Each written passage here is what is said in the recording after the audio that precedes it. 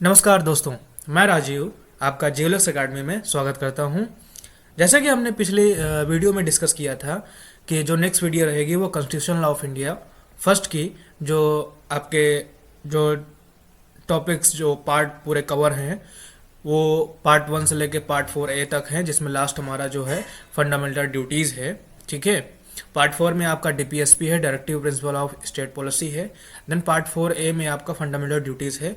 तो जो यूनिवर्सिटी में अभी तक क्वेश्चन मोस्टली आस्क रिपीटेड रहे हैं, जो कि मैंने पूरा फर्स्ट सेमेस्टर का जो 2014 से लेकर 2025 तक जितने भी मोस्टली आप क्वेश्चन पेपर थे उनका पूरा का पूरा सोल्यूशन इस वीडियो में मैंने पूरा लेके आया हूँ। ठीक है, इसमें हम जो भी रहेगा, जो कंटेंट रहेगा, उसका जो फ्रेमवर्क स्ट्रक्चर रहेगा कि जब भी अगर क्वेश्चन पेपर में आए तो कैसे कैसे आपको लिखना है, कैसे कैसे आपको केस मेंशन करना है, वो सारा चीज़ें हम डेप्थ में इसमें पूरा डिस्कस करेंगे वीडियो में। ठीक है,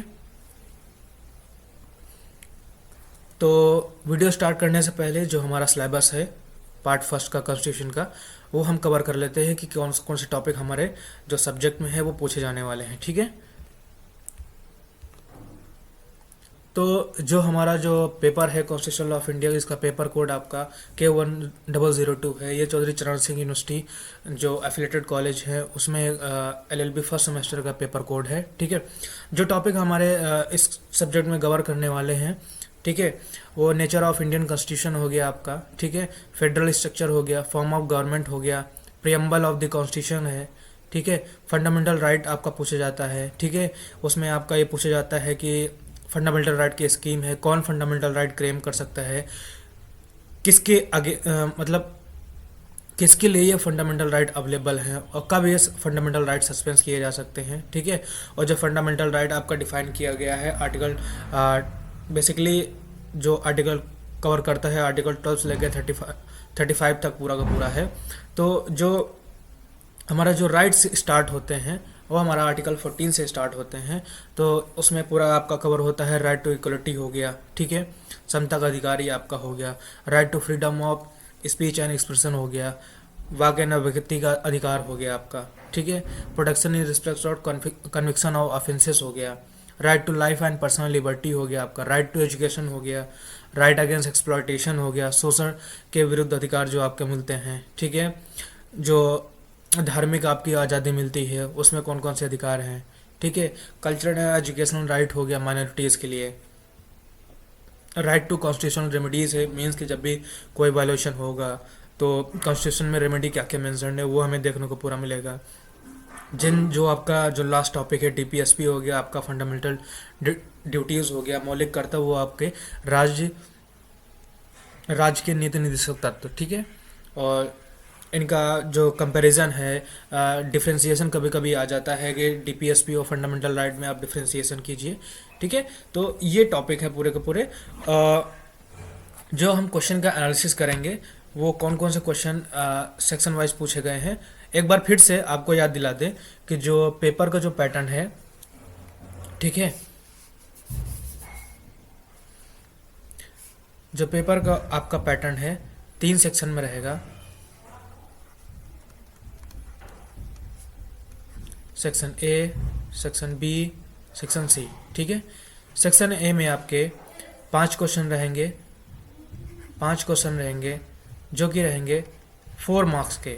ठीक है, और ये आपके 20 मार्क्स के क्वेश्चन टोटल रहेंगे। और ये आपको ऑल जो 5 क्वेश्चन हैं वो पूरे के पूरे आपके कंपलसरी रहेंगे। ठीक है, इनको आपको अटेंड करना, इसमें कोई चॉइसेस अवेलेबल नहीं है।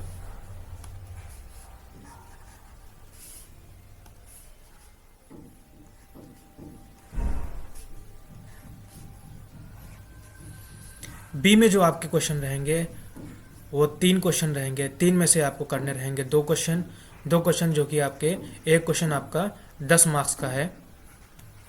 तो इसमें ये जो आपका टोटल बनता है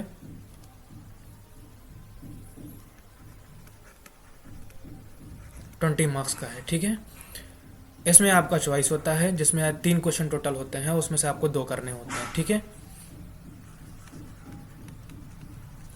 देन सी में आ जाते हैं। तो सी में जो टोटल क्वेश्चन होते हैं वो 5 क्वेश्चन होते हैं, जिसमें हमको 3 क्वेश्चन करने होते हैं। जो एक क्वेश्चन होता है वो कितने नंबर का होता है, 20 मार्क्स का होता है। ये टोटल आपको जो कवर करता है वो 60 नंबर कवर करता है। ठीक है, तो आप देख सकते हैं कि जो वेटेज ऑफ क्वेश्चन है वो हमारा सेक्शन बी और सेक्शन सी कितना इंपॉर्टेंस कवर करता है। अगर आपका कोई भी क्वेश्चन सेक्शन सी में छूटता है तो आप डायरेक्टली 20 नंबर का जो डायरेक्टली आप 20 नंबर हैं वो पूरे के पूरे आप गंवा देंगे। ठीक है, तो कोशिश करिएगा कि जो सेक्शन बी और सी है ये एनी हाउ आप अटेंड करें पूरे के पूरे। अगर कोई भी क्वेश्चन नहीं आता है तो उसको आप किसी भी चीज़ से रिलेट करके उस क्वेश्चन को कम्प्लीटली आप कवर कीजिए, नहीं तो फिर आपका जो पूरा का पूरा लॉस होगा। सेक्शन ए में तो 5 क्वेश्चन है, इसमें एक क्वेश्चन 4 नंबर का है। ठीक है, तो इसमें आपको कंटेंट भी बहुत कम लिखना होता है और आपको प्रिसाइज इसमें लिख सकते हैं, लेकिन सेक्शन बी और सी में ये आपके लेंदी क्वेश्चन कभी कभी आ जाते हैं। कभी कभी सेक्शन बी में भी ऐसा क्वेश्चन पूछ लिया जाता है जो हमें बहुत अच्छी तरीके से आता है और वो क्वेश्चन सी में होना चाहिए था। तो अगर वो सेक्शन बी में पूछा गया, आपको कितना भी आता है क्वेश्चन वो, तो आपको कॉन्साइज ही रखना है कि उस पर पूरा का पूरा टाइम नहीं देना है, जितना कि हमें टाइम सी में जो क्वेश्चन पूछे गए उन पे देना है। सी में वही आप टाइम दीजिए, मिनिमम आप 30 मिनट्स दीजिए एक क्वेश्चन को, या आप उसको ज़्यादा इंक्रीज करके 45 मिनट दे सकते हैं। इससे ज़्यादा एक्सटेंड आप किसी भी क्वेश्चन सेक्शन बी में जो क्वेश्चन पूछा गया है उस पर कोई भी ज़्यादा टाइम मत दीजिए। ठीक है, तो ये टोटल हमारा जो रहेगा, ये क्वेश्चन पेपर का हमारे सेक्शंस हो गए। ठीक है, जो टोटल क्वेश्चन पेपर में जो सेक्शन होते हैं वो 3 होते हैं। ठीक है, और जो टोटल क्वेश्चंस होते हैं वो आपके टोटल 13 होते हैं। ठीक है, जिसमें से आपको 3 + 2 + 4 मीन्स आपको टोटल 9 क्वेश्चन करने होते हैं। ठीक है, जिसमें कि आपका जो सेक्शन ए है वो कंपलसरी पूरा का पूरा होता है। तो अब बात कर लेते हैं पेपर की, हम बात कर लेते हैं सेक्शन ए में, सेक्शन बी में, सेक्शन सी में सबसे ज़्यादा क्वेश्चन कौन कौन से पूछे गए हैं। ठीक है, उनका अभी हम सॉल्यूशन पूरा का पूरा करेंगे।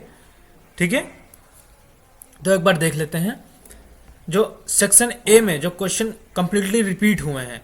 तो उसमें जैसे आपका ये हो गया, who can claim fundamental right means मूल अधिकारों की मांग कौन कर सकता है। ठीक है, इंपॉर्टेंस हो गया डीपीएसपी का, प्रियम्बल हो गया कॉन्स्टिट्यूशन का, पूछा जा सकता है what is preamble of constitution. ठीक है, तो ये आपका सेक्शन ए में भी पूछा जा सकता है, सेक्शन बी में भी ये पूछा जा सकता है और सेक्शन सी में भी ये क्वेश्चन पूछा जा सकता है।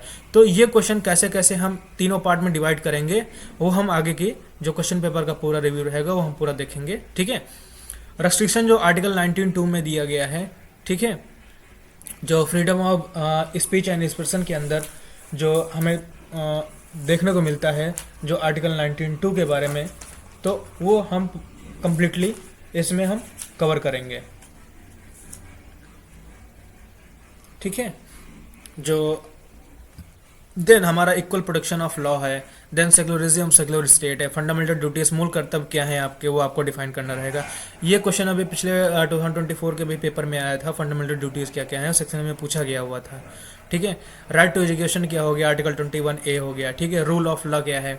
ठीक है, सेक्शन बी में आपके जो है फंडामेंटल राइट और फंडामेंटल ड्यूटी फंडामेंटल राइट और डीपीएसपी में आपका रिलेशनशिप है, मतलब इसको मतलब डिफ्रेंशिएट करना है क्या क्या डिफरेंस है। ठीक है, देन आर्टिकल 20 में पूछा जाता है कि आपको कौन कौन से इसमें प्रोटेक्शन आपको कॉन्स्टिट्यूशन में प्रोवाइडेड है। ठीक है, नेचर ऑफ कॉन्स्टिट्यूशन आपका पूछा जाता है कि आपका फेडरल है, यूनिटरी है या क्वासी फेडरल है। ठीक है, ये आपको एक्सप्लेन करना रहेगा। फिर आर्टिकल 14 का जो रीजनेबल क्लासिफिकेशन है वो क्या कहता है। ठीक है, पर्सनल लिबर्टी की बात करें तो जो आपका आर्टिकल 21 बोलता है वो कौन कौन से राइट हैं, उसमें कौन कौन से केसेस है वो हम पूरा का पूरा मेंशन करेंगे। ठीक है, फिर जो हम आर्बिट्री अरेस्ट का सेफगार्ड का देखते हैं, जिसमें जो हमें अरेस्ट होने पे जैसे आर्टिकल 22 में मेंशन किया गया है कि कौन कौन से हमारे पास राइट अवेलेबल हैं।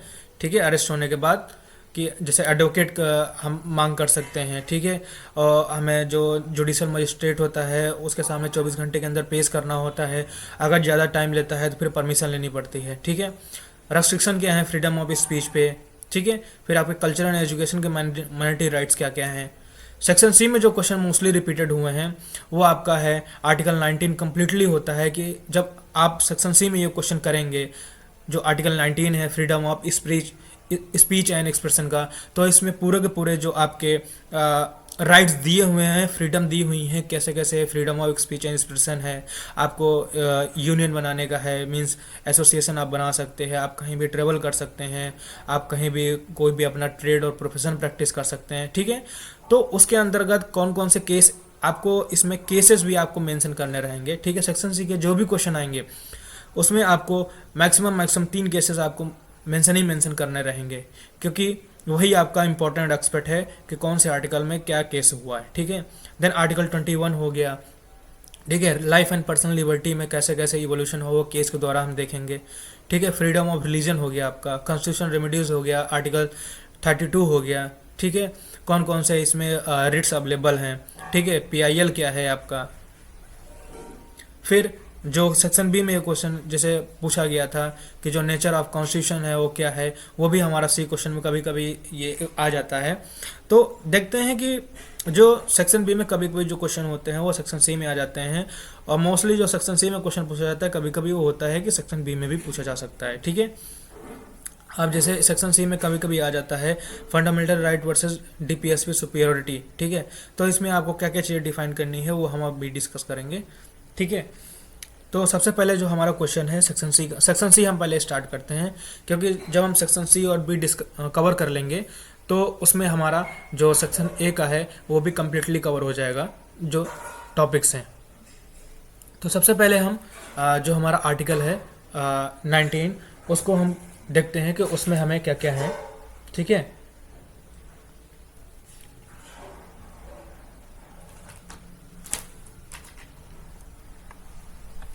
अब जैसे आर्टिकल 19 हो गया, ठीक है। हमारा आर्टिकल 19 में हमारा क्या कहता है, आर्टिकल जो 19(1) है, ठीक है, वो बोलता है कि जो राइट है वो एब्सोल्यूट नहीं है, ठीक है, ठीक है। उस पर रेस्ट्रिक्शन जो है वो इम्पोज की जा सकती हैं।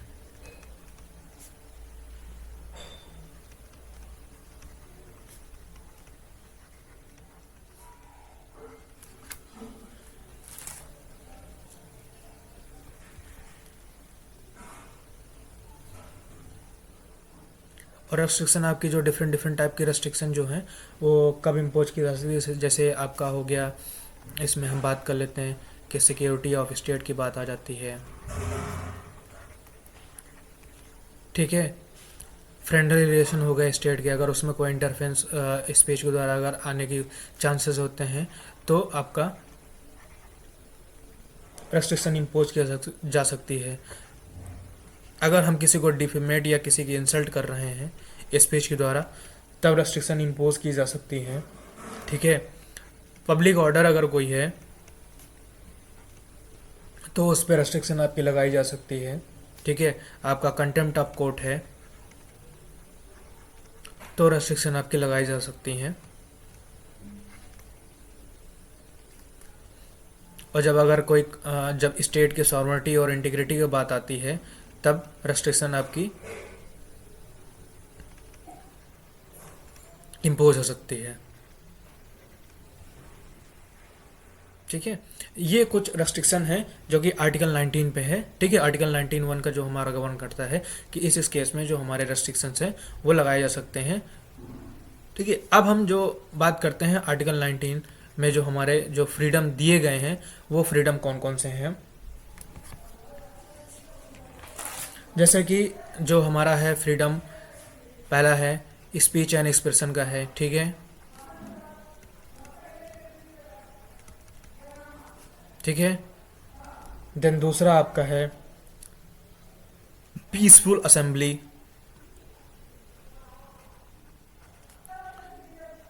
पीसफुल असेंबली असेंबल करने के लिए है, लेकिन उसमें क्या होना चाहिए, विदाउट आर्म्स होना चाहिए, मीन्स कोई हथियार नहीं होने चाहिए।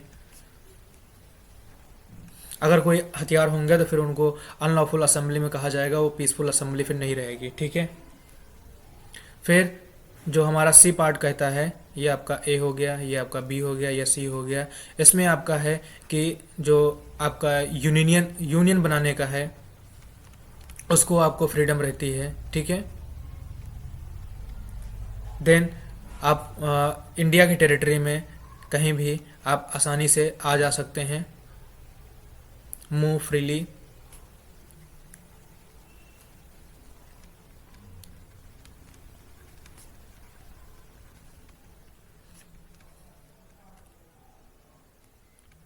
टेरिटरी, ठीक है, मतलब इंडिया के अंतर्गत जितने भी स्टेट में जो बाउंड्रीज हैं, जो भी स्टेट्स हैं, उनके अंतर्गत आप कहीं भी पर भी ट्रेवल कर सकते हैं, ठीक है। फिर आपका जो आता है वो आता है कि आप इंडिया में कहीं पर भी आप रिसाइड और सेटल हो सकते हैं, रह सकते हैं, ठीक है, सेटल हो सकते हैं।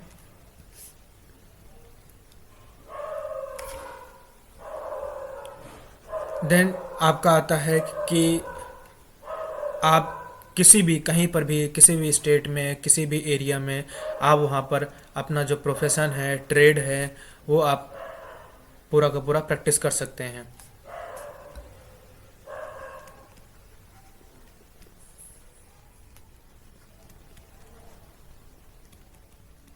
ठीक है। ये हमारा जो हो जाएगा जी हो जाएगा। जो एफ हमारा है वो रिपेल कर दिया गया था 44 अमेंडमेंट के द्वारा,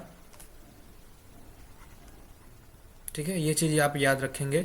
अब हम एक बार जो ट्रिक्स है इसकी, जो आसान तरीका है याद करने का, वो हम याद कर लेते हैं कि आर्टिकल 19(2) में क्या फ्रीडम है, ठीक है। सबसे पहले आर्टिकल जो 19 है वो हमारा किस पे बात करता है, freedom of speech and expression की, ठीक है। तो जब हम कभी स्पीच एंड एक्सप्रेशन देने जाएंगे तो जाहिर सी बात है वहाँ पर हमें कोई असेंबली क्रिएट करनी ही रहेगी, ठीक है, जहाँ पर लोग हमें सुन सके, ठीक है। वो असेंबली क्रिएट होगी। वो असेंबली कैसी होनी चाहिए, आपकी पीसफुल होनी चाहिए, कोई हथियार नहीं होने चाहिए, कोई अस्त्र नहीं होने चाहिए, ठीक है। अब जब असेंबली क्रिएट होगी वहाँ पर, तो वहाँ पर ग्रुपिज्म होगा, मतलब ग्रुप क्रिएट होंगे या कोई यूनियन क्रिएट होंगे कि ताकि वर्किंग स्टार्ट हो सके, ठीक है। तो वहाँ की फिर कैसे होता है, यूनियन इस्टेब्लिशमेंट का होता है, ठीक है। जब यूनियन बनते हैं तो फिर अपना जो प्रचार प्रसार है उसके लिए अगर तो उनको हर जगह हर एरियाज में हर स्टेट में उनको इधर उधर जाना करके अपना प्रचार प्रसार करना रहेगा। तो उसके लिए कौन सा फ्रीडम है, move freely through out Indian territory, मतलब इंडियन टेरिटरी में आप कहीं पर भी जाके अपना प्रचार प्रसार कर सकते हैं, ठीक है। अब कभी कभी ये हो जाता है कि जब प्रचार प्रसार करने में हमें कहीं रुकना पड़ गया, तो वो भी हमारा फ्रीडम है, उसमें रिसाइड और सेटल का है कि मतलब आप इंडिया की टेरिटरी में कहीं पर भी आप रह सकते हैं, ठीक है।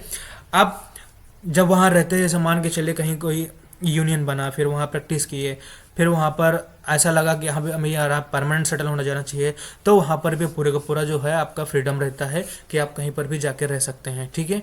लेकिन वो कहाँ होना चाहिए, इंडिया के टेरिटरी के विदिन होना चाहिए, ठीक है। फिर जब वहाँ रह जाते हैं तो फिर वहाँ पर अपना बिजनेस स्टार्ट करना, कोई प्रोफेशन है आपका उसको प्रैक्टिस करना, ट्रेड करना, तो वो भी आप पूरा का पूरा राइट आपको देता है पूरा प्रैक्टिस करने के लिए, ठीक है। अब जब ये सी नंबर में पूछा जाता है तो ये सारी चीज़ें आपको बतानी रहेंगी, ठीक है। और जो रेस्ट्रिक्शन इसमें इम्पोज्ड हैं, जब ये पूछा जाए सेक्शन में पूछा जा सकता है कि कौन कौन से रेस्ट्रिक्शन इम्पोज हैं, कब आर्टिकल 19 हमारा जो है सस्पेंड किया जा सकता है। तो जब सस्पेंशन की बात आती है तो आपको ये पूरे के पूरे जो रेस्ट्रिक्शंस है ये पूरे के पूरे आपको लिखनी है, ठीक है। थोड़ा बहुत आप इनको डिफाइन कर दीजिएगा। सिक्योरिटी ऑफ स्टेट मीन्स जब भी जो स्टेट की सिक्योरिटी हो वो ब्रीच होगी या डिसबैलेंस होगी या कोई भी एक्ट ऐसा होगा, तब आपका जो freedom of speech and expression है वो आपका जो राइट है वो सस्पेंड कर दिया जाएगा, ठीक है। जब ऐसी कोई स्पीच जो कि स्टेट के फ्रेंडली रिलेशन को डिस्टर्ब करे, तब जाके रेस्ट्रिक्शन इम्पोज जाएंगी। जब स्पीच के द्वारा यह लगता है कि किसी पर्सन का डिफेमेशन हो रहा है, किसी पर्सन की इंटीग्रिटी को डिसरिस्पेक्ट किया जा रहा है, तब जाके रेस्ट्रिक्शन इम्पोज होंगी, ठीक है। अब हम अगर बात कर लेते हैं केसेस की बात कर लेते हैं, तो एक बार हम केस देख लेते हैं, ठीक है।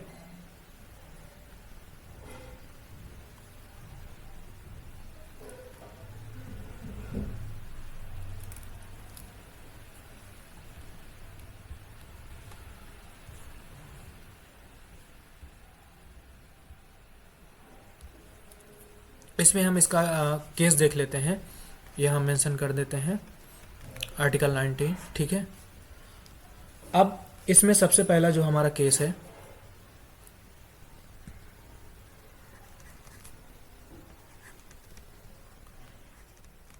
Freedom of speech and expression के अंतर्गत। ठीक है, तो सबसे पहले जो आप केस मेंशन करेंगे वो करेंगे Ramesh Thapa versus state of Madras. ये कब का केस है? आपका 1950 का केस है। ठीक है, इसमें जो आप इसमें जो रूलिंग आई थी, ठीक है, ठीक है, जो आपके जो आइडियाज़ हैं सर्कुलर है वो आप इसमें प्रपोज कर सकते हैं। Means circular and ideas will be propagated. ठीक है, देन जो आपका दूसरा केस है टाटा प्रेस वर्सेस MTNL। ठीक है, ये आपका 1995 का केस है। ठीक है, इसमें ये रूलिंग इसमें ये मीन्स ये केस इसलिए इवॉल्व हुआ था कि जो पेपर में जो एड्स और एडवर्टीजमेंट पब्लिश हो रहे थे तो उनके अगेंस्ट में ये चीज़ हुआ था कि ये जो हमारा freedom of speech and expression का है ये इसमें आकत वायलेट कर रहा है कि जो आप न्यूज़पेपर में जो एडवर्टीजमेंट दे रहे हैं वो नहीं दे सकते। तो इसमें रूलिंग आई थी कि जो कमर्शियल आपका एडवर्टीजमेंट है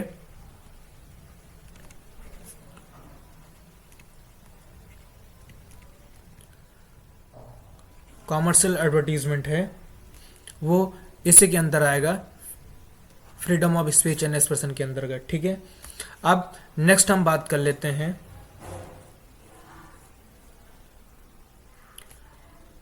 अब जब हम इसमें बात करते हैं फ्रीडम ऑफ प्रेस की, ठीक है, उसमें जो हमारा पहला केस आता है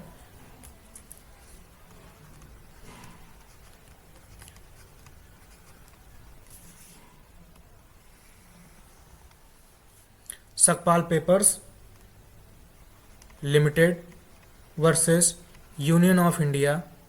ठीक है, 1962।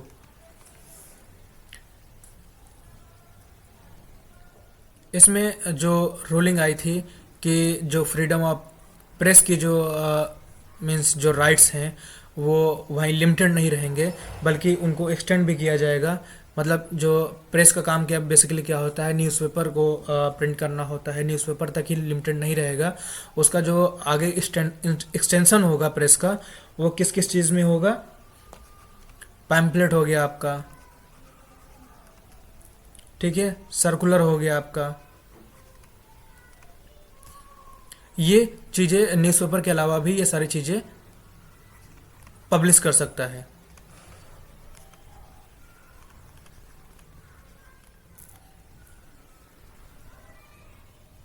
ठीक है, फिर नेक्स्ट जब केस बात करते हैं तीसरे का हम बात कर लेते हैं सी सेक्शन, जब हम ट्रेड की बात करते हैं। ठीक है, ट्रेड की बात करते हैं तो जो केस हम बताने वाले हैं वो ट्रेड ऑन रोड का है। मीन्स जो रोड पे जो फेरी लगाते हैं लोग उनके ऊपर एक केस था, दिल्ली का ही केस था ये। ठीक है, केस का जो नाम था वो था Sudan Singh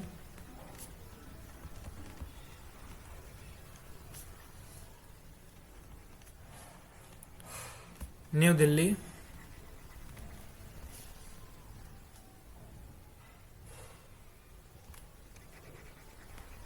municipal corporation.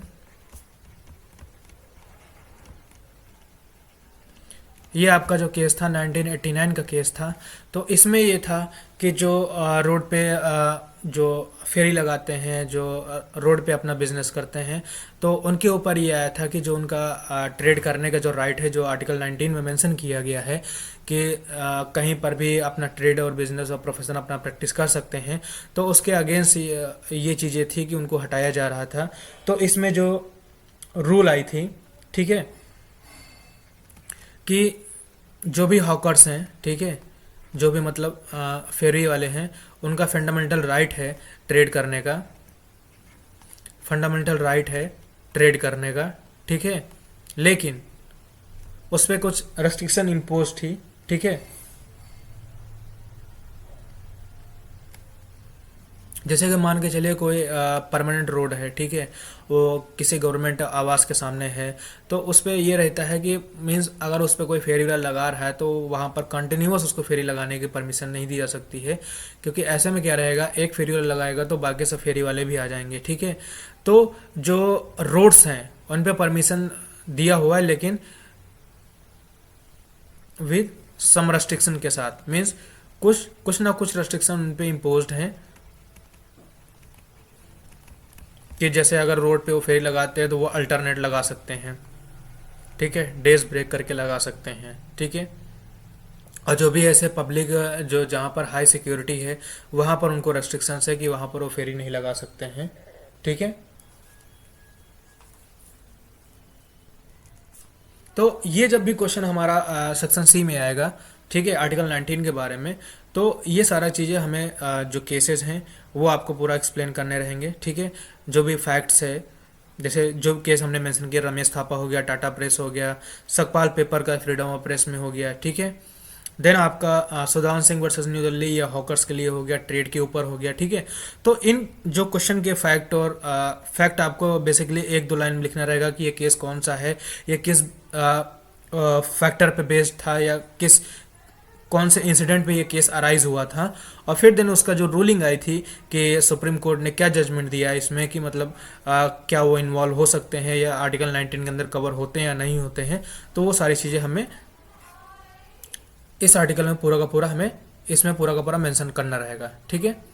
Next जो क्वेश्चन की हम बात करते हैं वो हमारा आर्टिकल 21 है, ठीक है।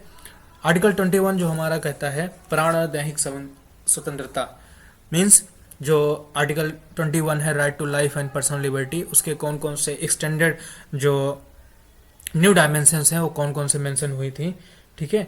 तो ये सारा हम चीज़ देखेंगे, ठीक है।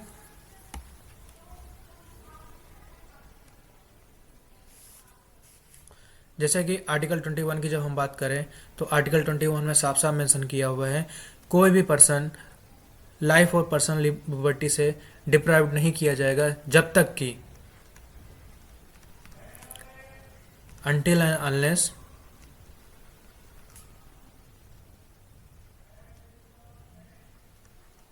Not made any law, means जब तक कोई लॉ नहीं बना होगा उस चीज़ के लिए तब तक वो जो पर्सन लाइफ और पर्सनल लिबर्टी है वो डिप्राइव्ड किसी भी हाल में नहीं की जा सकती है, ठीक है। अब इसमें जब हम केस की बात करते हैं, ठीक है,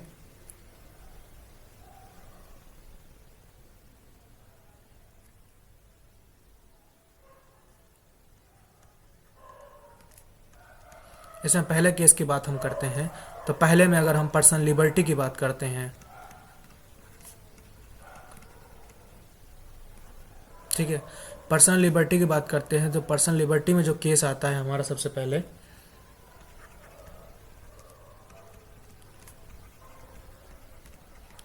Maneka Gandhi versus Union of India, ये आपका केस है, 1978 का केस है।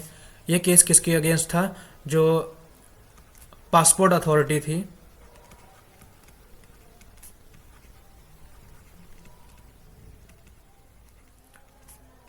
उनके जो एक्ट था उनके उनके खिलाफ ये मीन्स किया गया था। इसका मैं पूरा बता देता हूँ कि Maneka Gandhi versus Union of India में हुआ क्या था। बेसिकली जो मेनका गांधी का जो पासपोर्ट था वो एयरपोर्ट अथॉरिटी द्वारा जो था वो सीज कर लिया गया था, और सीज इस बिहाफ पे किया था कि उनके पास राइट है कि वो किसी का भी पासपोर्ट सीज कर सकते हैं उस बेसिक कंडीशन से उनको जो एक्ट पूरा का पूरा पावर देता है, ठीक है।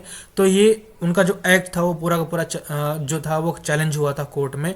तो फिर यहाँ जब कोर्ट का जो रूलिंग आई थी तो उन्होंने बोला था कि जो लॉ होना चाहिए, ठीक है, जब कोर्ट की रूलिंग आई थी तो लॉ में क्या आया था कि जो जो भी एक्ट आपके प्रोविजंस है वो जस्ट फेयर एंड रीजनेबल होना चाहिए, ठीक है। मीन्स कोई भी जो लॉ है वो आर्बिट्रेरी नेचर का नहीं होना चाहिए, मनमानेपन का नहीं होना चाहिए, वो किस में होना चाहिए, जस्ट फेयर और रीजनेबल में होना चाहिए, ठीक है। अब हम दूसरे पार्ट की जब बात करते हैं,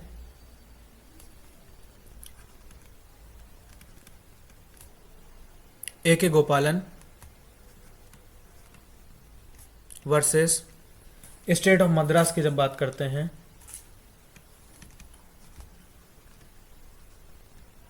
ये 1950 का केस है। बेसिकली एक गोपालन जो कि एक कम्युनिस्ट लीडर थे, ठीक है, वो कहीं पर जा रहे थे अपनी जो भी कुछ अटेंड करने जा रहे थे मीटिंग।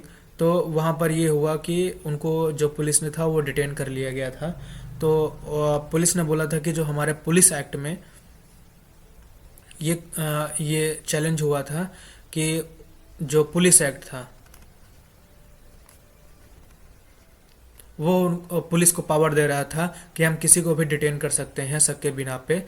तो फिर जब ये चीज़ चैलेंज हुआ था, पुलिस एक्ट पूरा पूरा चैलेंज हुआ था, तो उसमें ये रूलिंग आई थी कि जो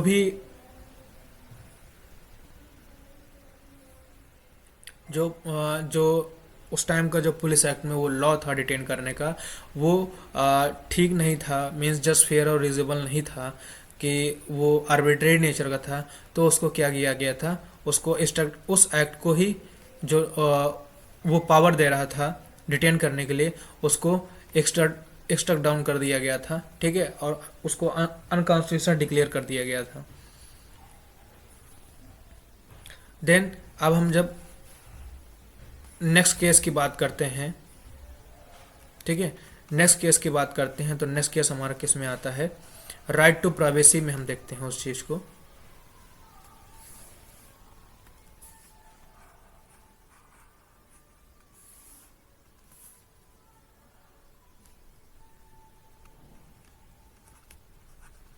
ये हम किस में देखते हैं, राइट टू प्राइवेसी में जो केस है हमारे पास, वो पेश है PUCL versus Union of India. किस ईयर का केस है, 1997 का, ठीक है। इसमें यह हुआ था कि जो फोन टैपिंग है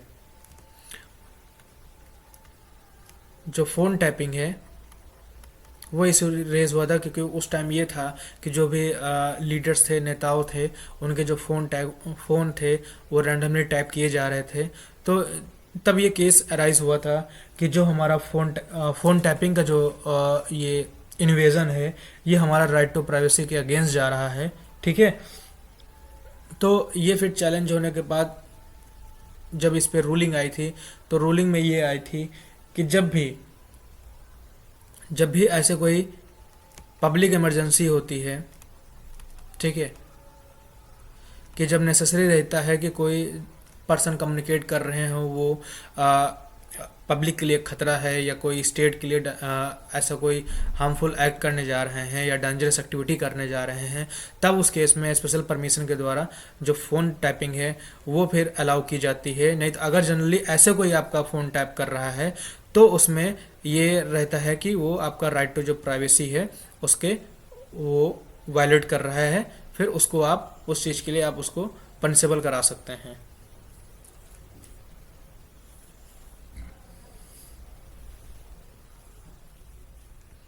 ठीक है।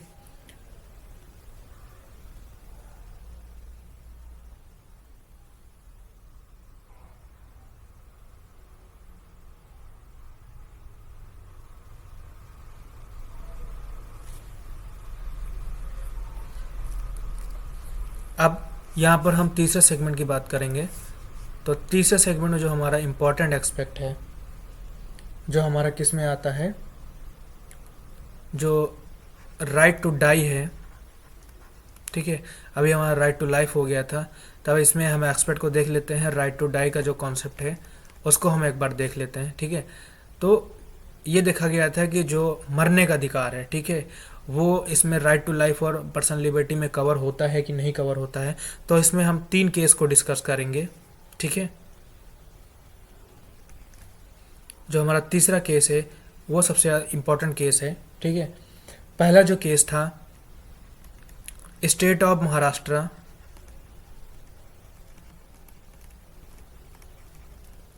महाराष्ट्र वर्सेस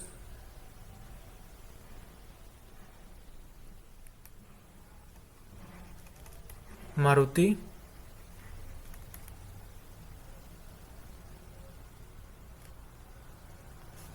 ये आपका आ जाएगा श्रीपद दुब्बल।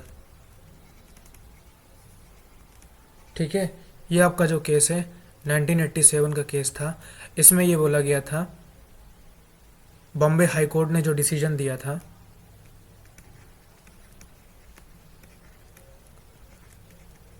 बॉम्बे हाई कोर्ट ने इस केस के जो फैक्ट्स थे और फिर उसके बाद इंटरप्रिटेशन करके जो जजमेंट दिया था कि जो आर्टिकल 21 है उसमें जो राइट टू डाई है वो इंक्लूडेड है। ठीक है, और जो हमारा आर्टिकल 309 जो बात करता है उसको क्या डिक्लेयर कर दिया गया था, अनकॉन्स्टिट्यूशनल डिक्लेयर कर दिया गया था।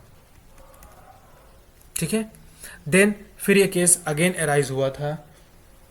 ठीक है, ये केस आया था ज्ञान Kaur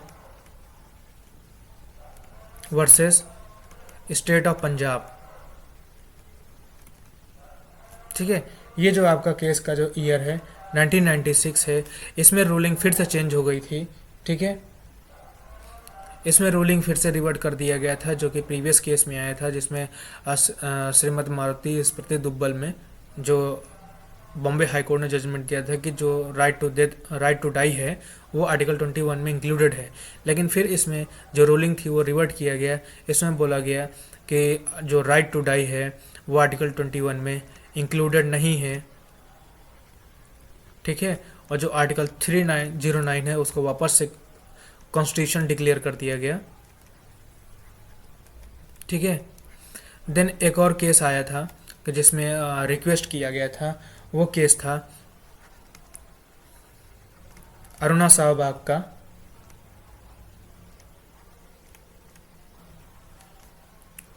versus Union of India. ये 2011 का केस था, 2011 का केस था। इसमें ये था, एक पर्सन एक बीमारी से सफ़र कर रहा था जिस बीमारी का नाम था यूथनेसिया। ठीक है, उसमें ये पर्सन पे चांसेस हो रही थी कि उस पर्सन के जो चांसेस ऑफ रिकवरी के हैं वो ना के बराबर थे। ठीक है, जो इम्प्रूवमेंट के चांसेस थे वो ना के बराबर थे। तो फिर मेडिकल टीम ने जो रिक्वेस्ट किया था, सपोर्ट किया था अपनी कमेटी को कि जो उनका मेडिकल सपोर्ट है वो पूरा का पूरा बंद कर दिया जाए। ठीक है, तो इसमें ये देखा गया था, जो जो मीटिंग के द्वारा जो आउटकम निकले थे उसमें दो निकले थे। एक तो निकला था एक्टिव एनेस्थीसिया का, इथनेसिया का, और दूसरा आया था रिजल्ट पैसिव का। ठीक है, एक्टिव इथनेसिया का था कि मीन्स अगर कोई भी चांसेस होते हैं रिकवरी के, ठीक है, अगर रिकवरी के कोई भी चांसेस होते हैं तब ये राइट जो रहेगा वो नहीं मिलेगा। ठीक है, मेडिकल सपोर्ट बंद करने का। लेकिन जब पैसिव में, ठीक है, वो मेडिकल बोर्ड उनको गाइडलाइन देगा कि जो उस पर्सन की जो मेडिकल रिपोर्ट है उनको पहले वो सबमिट करेंगे मेडिकल कमेटी में। देन उसके बाद मेडिकल बोर्ड अप्रूवल देगा कि उनका मेडिकल सपोर्ट बंद करना है कि नहीं, तब जाके फिर ये मेडिकल सपोर्ट आपका बंद होगा। नहीं तो उसके अलावा और कोई ऐसा चांस नहीं है जिसमें ये मेडिकल सपोर्ट बंद किया जाए। ठीक है, तो ये जब सेक्शन हमारा जो आर्टिकल 21 की जब बात होती है तो ये आपको केसेस मेंशन करने रहेंगे, जिसमें हम कुछ केस पर्सनल लिबर्टी के मेंशन कर देंगे। देन आप राइट टू प्राइवेसी और राइट टू डाई को इंक्लूड कर देंगे। बस इससे ज़्यादा इंक्लूड ना करें क्योंकि आपके पास टाइम लिमिटेड होता है। ठीक है, तो आपको क्वेश्चन भी उसमें कवर करना होता है। तो ये आपको पूरा हेल्पफुल करेगा आपको क्वेश्चन फ्रेम करने में।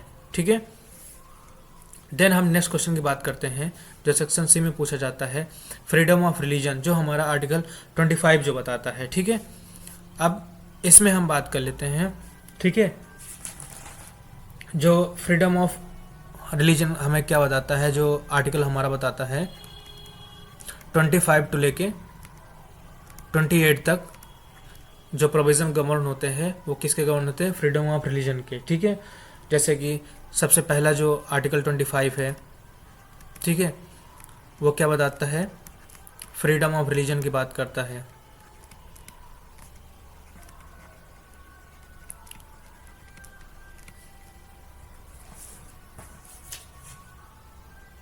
ठीक है, कि अपने बिलीफ और फेथ पे वो अपना फ्रीडम प्रैक्टिस कर सकता है और उसको प्रोपोगेट कर सकता है। ठीक है, देन जो आर्टिकल 26 आपका बताता है वो जो भी आपके रिलीजियस अफेयर हैं,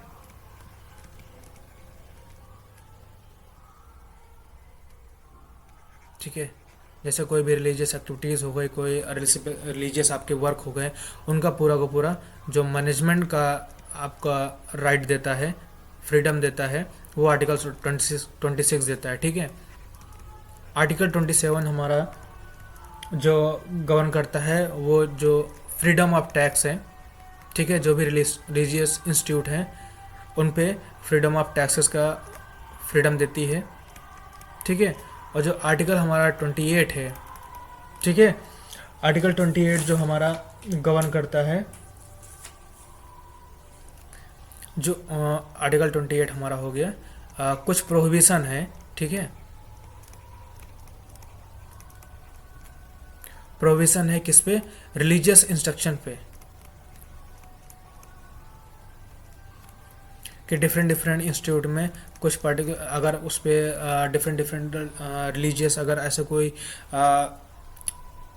इंस्ट्रक्शन दिए जा रहे हैं या उनको पढ़ाया जा रहा है जो कि नहीं ठीक है, तो उनको जो है उन पर प्रोविज़न लगाने का है।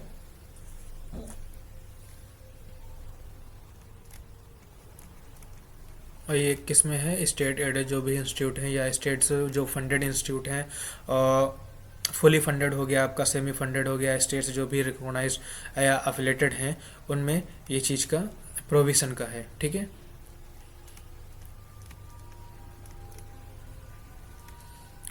नेक्स्ट, अगर हम इसमें जब केस की बात करते हैं, ठीक है, तब केस जो हम मेंशन करेंगे इसी में हम देख लेते हैं। ठीक है।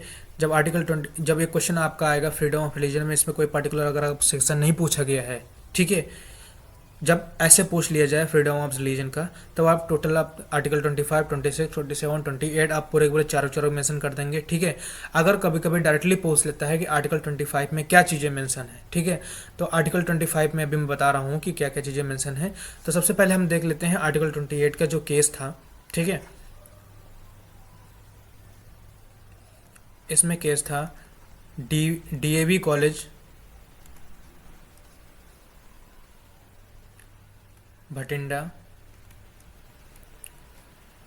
Versus state of Punjab.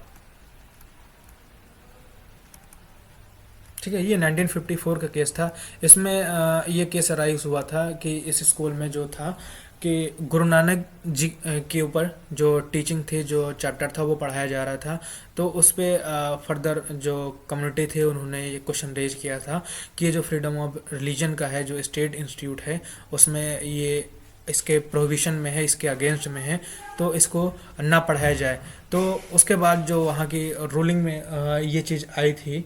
ठीक है।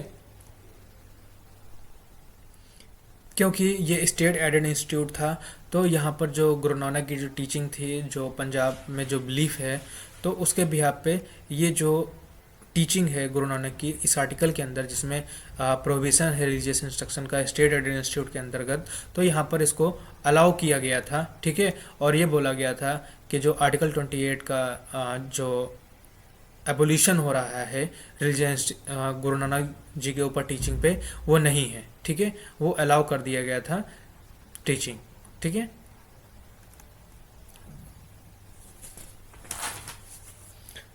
देन जब हम आर्टिकल 25 की बात करते हैं, ठीक है, तो आर्टिकल 25 में जो हमें राइट्स देखने को मिलते हैं कि उसमें ये है कि हर पर्सन को अपना जो बिलीफ है, जो राइट है, वो चूज़ करने का कम्प्लीटली पूरा अधिकार है। ठीक है। और ये राइट आपका पूरा कम्प्लीटली एब्सोल्यूट नहीं है। ठीक है। इसमें कुछ रेस्ट्रिक्शन आपकी इम्पोज की जा सकती हैं। ठीक है। जैसे आपका पब्लिक ऑर्डर जो राइट हैं वो कैसे कैसे आपके इंक्लूड रहेंगे, पब्लिक ऑर्डर में हो गया। ठीक है। जनहित में होना चाहिए आपका, मोरालिटी हो गया। ठीक है। और जो भी प्रोविज़न रखे हुए हैं पार्ट 3 में, वो कम्प्लीटली आपका इसमें कवर रहता है। ठीक है। ये आपका रेस्ट्रिक्ट तभी किया जा सकता है जैसे कोई इकोनॉमिक या फाइनेंशियल कंडीशन हो गई, तो इसमें रेस्ट्रिक्शन इम्पोज हो सकते हैं। ठीक है। अब इसमें जो हम केस बात कर लेते हैं, जो केस हमने पिछली वीडियो में भी डिस्कस किया था, बिजॉय इमोनुअल,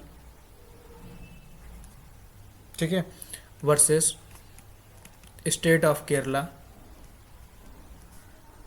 ठीक है। ये आपका 1984 का केस था। ठीक है। इसमें जो था कि जो नेशनल एंथम हो रहा था उसमें आ, तीन बच्चे जो जिहोवा कम्युनिटी के थे,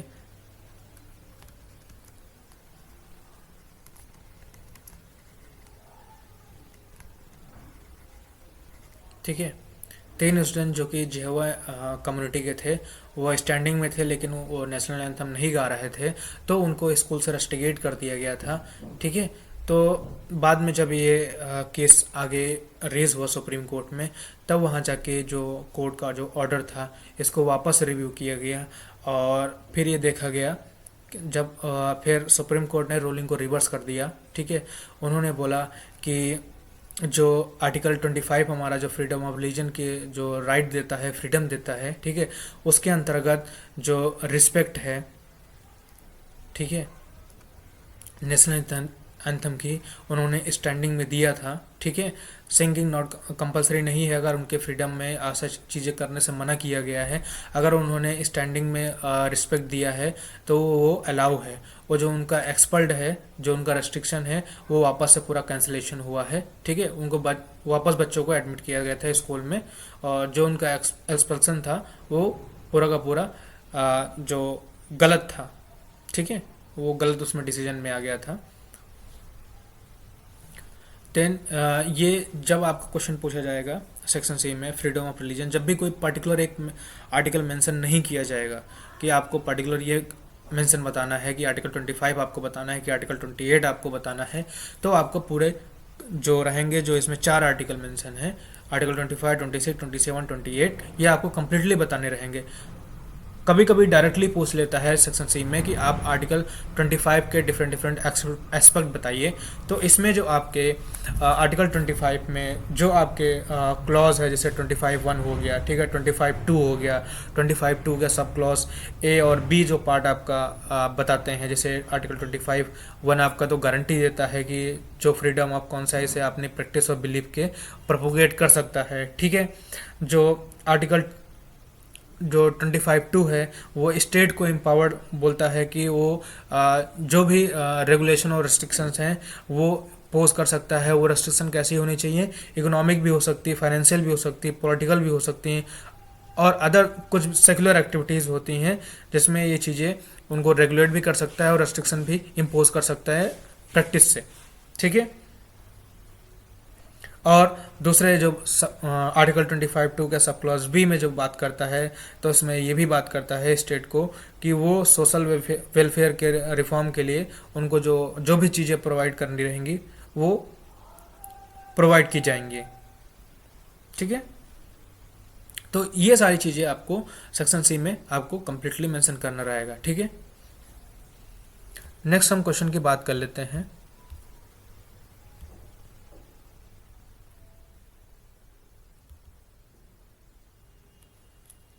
ठीक है। तो इसमें हम कॉन्स्टिट्यूशनल रेमेडीज़ की बात करते हैं कि आर्टिकल 32 में हमारे पास जो रेमेडीज़ हैं वो क्या क्या मिलेंगी। तो इसमें जो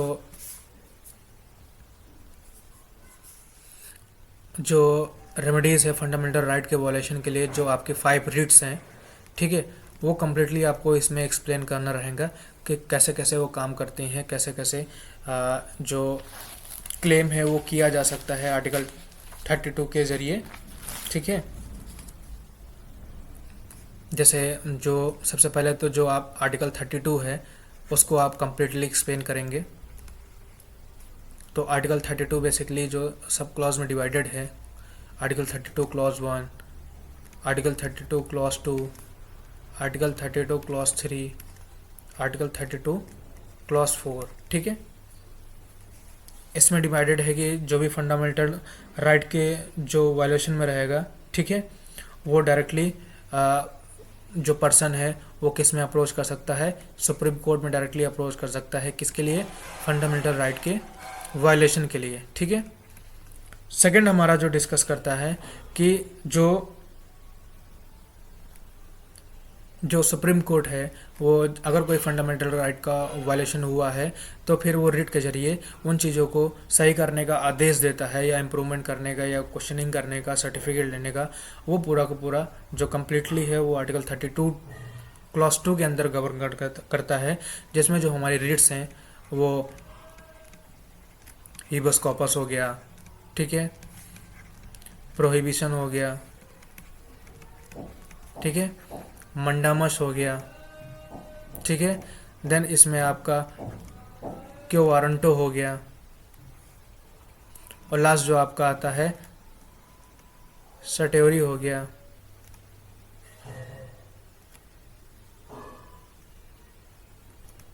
ठीक है, ये 5 डेट्स के जरिए सुप्रीम कोर्ट जो गाइडलाइंस अपनी होती हैं वो उनको फर्दर जो राइट्स फंडामेंटल राइट में कन्फर्म है उनको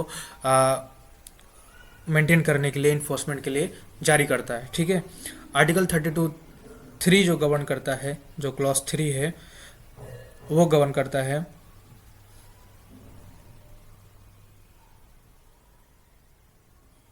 जो इसमें पार्लियामेंट है वो लॉ के द्वारा किसी भी कोर्ट को एम्पावर कर सकता है कि वो जो अपनी ज्यूरिडिक्शन है उसके अंतर्गत वो सारी चीज़ें रेगुलेट करे या ज्यूरिडिक्शन क्रॉस कर सकता है कि नहीं क्रॉस कर सकता है। ठीक है, और आर्टिकल 32 क्लॉज 4 जो बताता है कि जो ये राइट्स हैं वो सस्पेंडेड कभी भी नहीं होंगे। ठीक है, जबकि कोई ऐसा प्रोविज़न या ऐसा कोई चीज़ बताई ना जाए।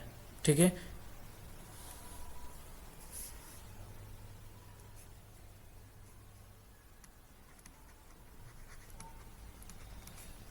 shall not suspended except as otherwise provided by constitution। मतलब जब तक संविधान में चीज़ें बताई ना जाए इसको सस्पेंशन के लिए, तब तक ये कभी भी सस्पेंड नहीं होगा।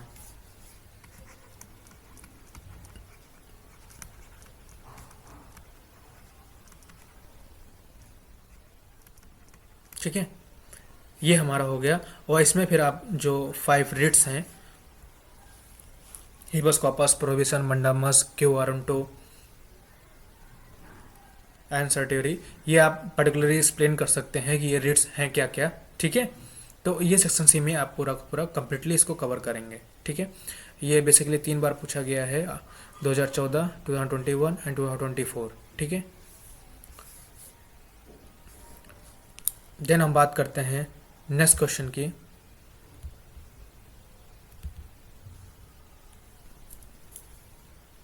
ठीक है, तो जब हम बात करते हैं, ये क्वेश्चन इम्पोर्टेंस है और काफ़ी पूछा जाता है, कभी कभी सेक्शन बी और सी दोनों में कंबाइंड पूछा जाता है कि जो नेचर ऑफ इंडियन कॉन्स्टिट्यूशन है वो फेडरल है, यूनिटरी है या क्वासी फेडरल है।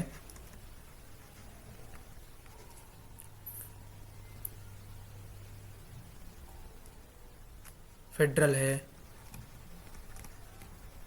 यूनिटरी है या क्वासी फेडरल है। ठीक है, तो जो अपना इंडियन का जो नेचर इंडियन कॉन्स्टिट्यूशन का है,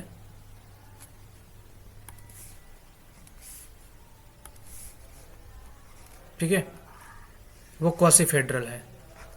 ठीक है, क्योंकि फेडरलिज्म में क्या होता है, डबल फॉर्म की गवर्नमेंट होती है। ठीक है,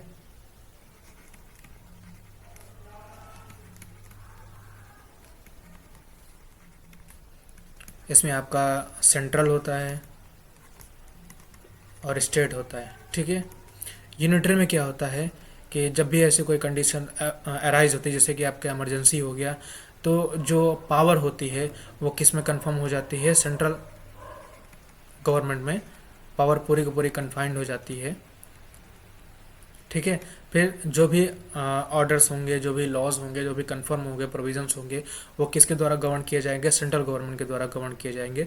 और जब तक कोई ऐसा कोई केस नहीं आता है तब तक जो हमारा इंडियन कॉन्स्टिट्यूशन है वो डुअल फॉर्म के गवर्नमेंट में चलता रहता है, सेंट्रल स्टेट, जिसमें जो स्टेट है अपने तरीके से पूरा रेगुलेट करेगा कम्प्लीटली, जो लॉज हैं, प्रोविज़न है, स्टेट के वेलफेयर में चीज़ें मैनेज करेगा। ठीक है, अगर सेंट्रल गवर्नमेंट कोई पॉलिसी इम्प्लीमेंट करना चाहे स्टेट पर, तो वो अपने ऑर्डर्स के थ्रू उनको फ्रेम करके स्टेट में इम्पोज कर सकता है और स्टेट उसको बाइंड रहेगा एक्सेप्ट करने के लिए। ठीक है, और जब यूनिटरी कॉन्स्टिट्यूशन फीचर जो इम्प्लीमेंट होता है, तब उसमें जो स्टेट की जो पावर होती हैं वो कन्फाइंड हो जाती हैं और जो सेंट्रल गवर्नमेंट की जो पावर है वो कंप्लीटली जो रहता है वो पावर्ड में रहता है। ठीक है।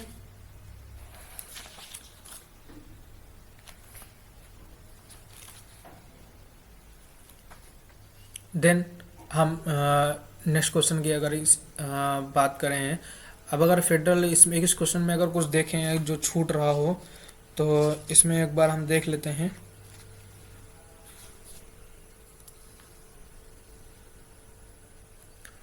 अगर जब ये सेक्शन सी में अगर आपसे पूछा जाए कि फेडरल है क्वासी फेडरल है, तो कुछ चीज़ें जो आपको मेंशन करनी रहेंगी, जैसे कि वो मैं यहाँ बता देता हूँ। जब आपके पास एक क्वेश्चन आएगा तो फेडरल फीचर में आपको जो बताने हैं,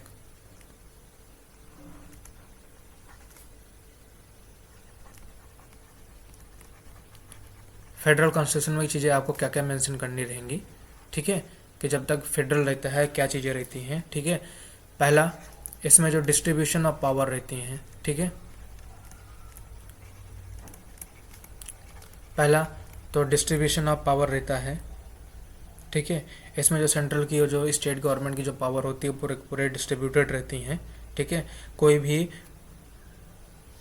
एक दूसरे में कंफर्म नहीं कर सकता, ना स्टेट अपना जो ज्यूरिडिक्शन जो भी ऐसा कोई एक्ट है वो सेंट्रल में इंटरफेयर नहीं करेगा, ना ही सेंट्रल के जो पावर्स हैं वो स्टेट में कोई इंटरफेयर नहीं करेंगे जब तक नेसेसरी ना हो।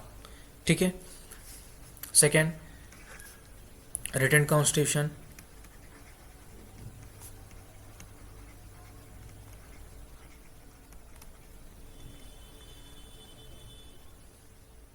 ठीक है, जब फेडरल कॉन्स्टिट्यूशन की बात करते हैं तो उसका सबसे पहला एसेंशियल क्या होना चाहिए कि वो रिटर्न में होना चाहिए। ठीक है, पहला जो एसेंशियल था वो हमारा डिस्ट्रीब्यूशन ऑफ पावर होना चाहिए। जो मेन इंपॉर्टेंट जो एस्पेक्ट होना चाहिए वो क्या होना चाहिए, रिटर्न होना चाहिए, ताकि जो इसमें सेंट्रल और स्टेट का जो गवर्निंग है बॉडी है वो कम्प्लीटली गवर्न किया जा सके। ठीक है, और जो भी डिफरेंट डिफरेंट ऑर्गन्स हैं गवर्नमेंट के वो अपनी जो पावर्स हैं वो एक्सरसाइज कर सकें। ठीक है। देन तीसरे में आप लिखेंगे सुप्रीमेसी ऑफ कॉन्स्टिट्यूशन। मीन्स जब भी कोई कॉन्फ्लिक्ट अराइज होगा तो जो कॉन्स्टिट्यूशन में जो प्रोविजंस जो आर्टिकल मेंशन किए गए हैं, जो राइट्स कंफर्म किए गए हैं, उनके अंतर्गत ही कम्प्लीटली गवर्न होगा। उसके अलावा अगर कोई उनको वायलेट करता है तो उनको एक्स्ट्रा डाउन कर दिया जाएगा। ठीक है, और ये पूरा काम किसका रहेगा, जुडिशरी का रहेगा इंटरप्रेट करने के लिए कि जो लॉज हैं उनको कम्प्लीटली इंटरप्रेट करे। ठीक है, और कोई भी ऐसी अथॉरिटी अपना ज्यूरिडिक्शन क्रॉस ना करे कि जिसमें उसको अलाउ ही नहीं किया गया है। ठीक है। देन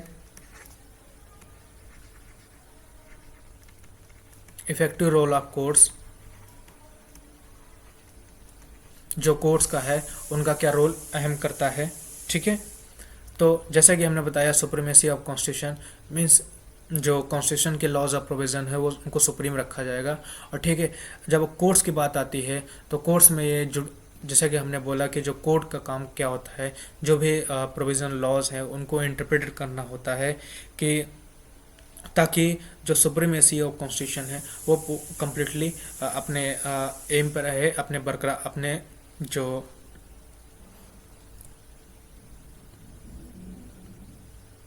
कॉन्स्टिट्यूशन का जो एम है, जो पर्पस है, वो कम्प्लीटली मेंटेन रहे। ठीक है, और जो भी सेंट्रल गवर्नमेंट और स्टेट गवर्नमेंट के बीच में जो भी डिस्प्यूट्स आते हैं वो उनका डिसीजन डिसाइड करने के लिए कोर्ट्स कम्प्लीटली इफ़ेक्टिव रहती हैं कि वही फाइनल अथॉरिटी है कि उनको जो केसेस है उनको रिजॉल्व करें। ठीक है। देन अगर हम यूनिटरी फीचर की बात करते हैं,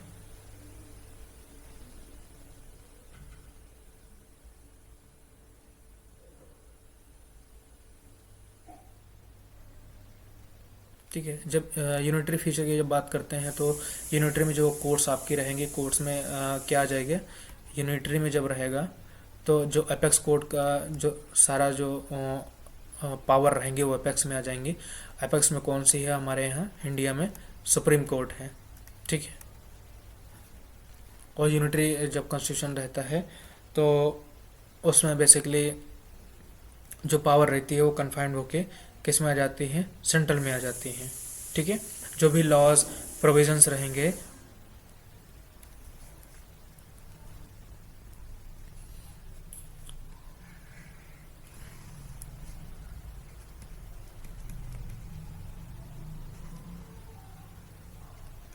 ठीक है, यूनिटरी फीचर में आपका जो रहेगा, जो लॉस मेकिंग पावर रहेंगे वो किस पे रहेंगे, जो पूरा कंट्रोल रहेगा वो सेंट्रल के पास रहेगा। ठीक है, स्टेट के पास क्या रहेगा, लिमिटेड पावर रहेगा स्टेट के पास।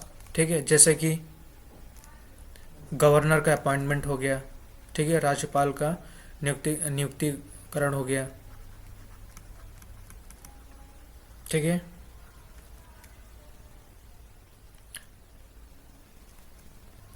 इमरजेंसी प्रोविज़न हो गया।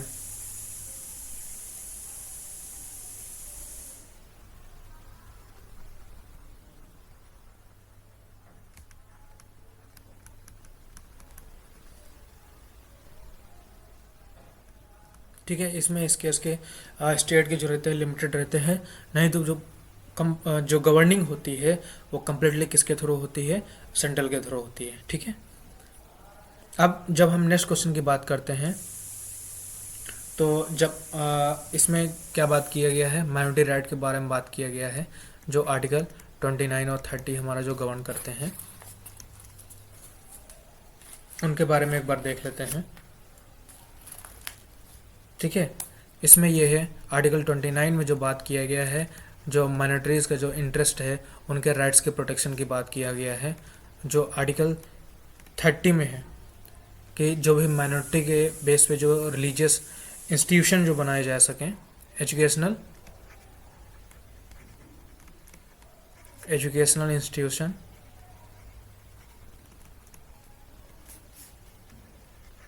एस्टेब्लिशमेंट की बात है इसमें, किसके लिए, माइनॉरिटीज़ के लिए। ठीक है, अगर कोई भी रिलीजियस माइनॉरिटी अगर कोई अपना इंस्टीट्यूट एस्टेब्लिश करना चाह रही है तो इस आर्टिकल 30 के अंतर्गत उसको एस्टेब्लिश करना होगा। ठीक है, आर्टिकल 29 में जो है, जो माइनॉरिटी हैं उनके जो इंटरेस्ट हैं, उनके राइट्स के बारे में पूरा बात किया गया हुआ है। ठीक है, ठीक है, अब राइट्स कैसे होना चाहिए, कोई भी पर्सन जो माइनॉरिटी जो इंटरेस्ट है, जैसे आपका लैंग्वेज हो गया, ठीक है, लैंग्वेज हो गया, स्क्रिप्ट हो गया, कल्चर हो गया। ठीक है, तो ये इंडिया के हर एक सिटीजन के राइट प्रोवाइड किया जाता है कि जो उनका जो लैंग्वेज है, स्क्रिप्ट है, कल्चर है, उनको कंजर्व करके रख सके। ठीक है, ठीक है, और इसमें जो ये आपका जो मेंशन किया गया है वो आर्टिकल 29 के 1 में है। आर्टिकल 29 के 2 में जो बताया गया है कि कोई भी सिटीजन किसी भी कॉलेज या इंस्टीट्यूशन में डिनाई नहीं किया जाएगा एडमिशन के लिए, कि जैसे कि मान के चलिए जो डिस्क्रिमिनेशन बेस्ड जो कैटेगरी है, जैसे रिलीजन हो गया, रेस हो गया, कास्ट हो गया, लैंग्वेज हो गया और कोई अदर भी, उसके बेस पे किसी भी सिटीजन को किसी भी स्टेट में एडमिशन के लिए इन चीज़ों पे कोई भी ग्राउंड पे डिनाई नहीं किया जाएगा। ठीक है, देन जब बात करते हैं आर्टिकल 30 की, तो ये जितने भी लिंग्विस्टिक और रिलीजियस माइनॉरिटीज़ होती हैं उनको राइट देता है इस्टेब्लिश करने के लिए कि जो उनका एजुकेशनल इंस्टीट्यूट है वो अपना कम्प्लीटली एस्टेब्लिश कर सकते हैं। ठीक है, तो ये हमारा जो हो गया सेक्शन सी का जो ये क्वेश्चन था, ये कम्प्लीटली इसमें कवर हो गया है। ठीक है, ये आपको एक्सप्लेन करना रहेगा कि क्या क्या चीज़ें हैं। नेक्स्ट बात करते हैं हम सेक्शन सी की तरफ। ठीक है, जो क्वेश्चन पूछा गया है, फंडामेंटल राइट वर्सेस डीपीएससी में सुपीरियर कौन है। ठीक है, राइट टू एजुकेशन, इसमें मैंने 2 क्वेश्चन कवर कर लिए हैं। ठीक है, जब फंडामेंटल और डीपीएसपी का जब डिफरेंशिएशन की बात करता है, तो जैसे ये सेक्शन बी और सी दोनों में पूछा जा सकता है, ठीक है। चांसेस हैं कि सेक्शन बी और सी दोनों में किसी आएगा, तो किसी एक में ही वन टाइम में एक ही बार में आएगा किसी में, या तो सेक्शन बी में आएगा या तो सेक्शन सी में आएगा, ठीक है। अगर सेक्शन बी में आता है, ठीक है, तो सेक्शन बी में जब ये क्वेश्चन आए तो आपको सिंपली क्या करना है, फंडामेंटल राइट, पहले मैं सी के बारे में बता देता हूँ कि सी में अगर आएगा तो आपको कैसे इसको कवर करना है। फंडामेंटल राइट आपको बताना है कि आर्टिकल कहाँ से कवर है, 14 से लेके 35 तक है, और कौन कौन से जो पैरामीटर्स है उन पे जो राइट फंडामेंटल राइट गवर्न करता है। तो जैसे आपका हो गया राइट टू इक्वलिटी हो गया, ठीक है, ये आपका आर्टिकल 14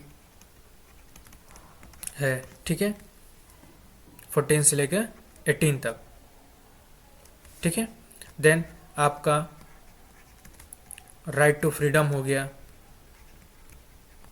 ये आपका किस में है, 19 टू 22, ठीक है। देन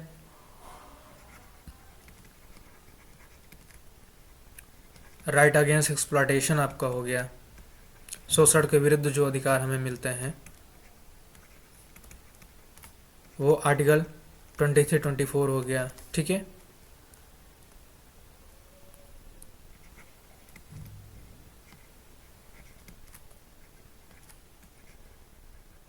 जब हम यहाँ बात करते हैं फ्रीडम ऑफ रिलीजन की, तो आर्टिकल 25-28 हो गया, ठीक है। देन कल्चरल और एजुकेशनल राइट की बात करते हैं,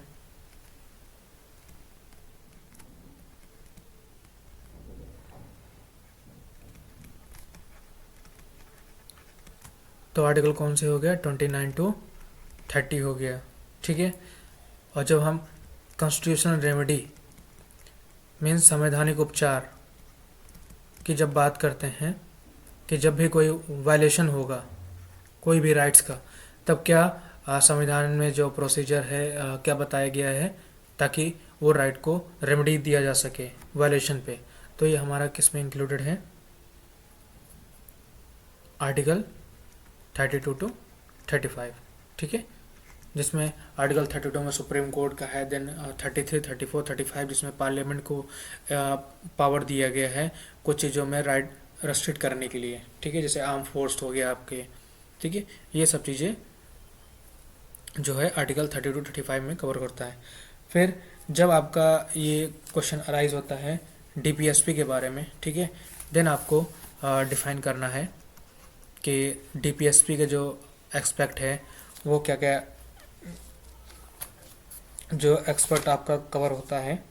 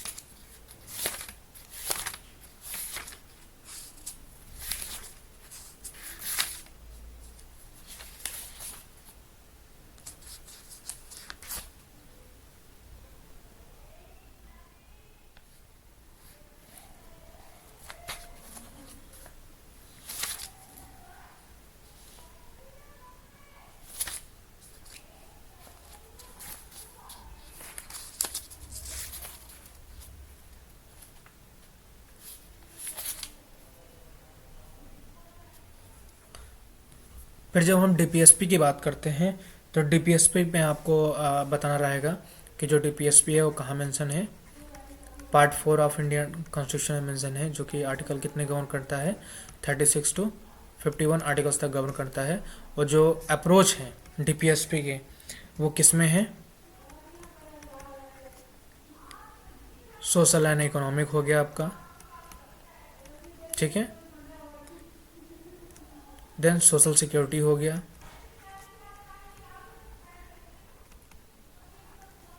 देन कम्युनिटी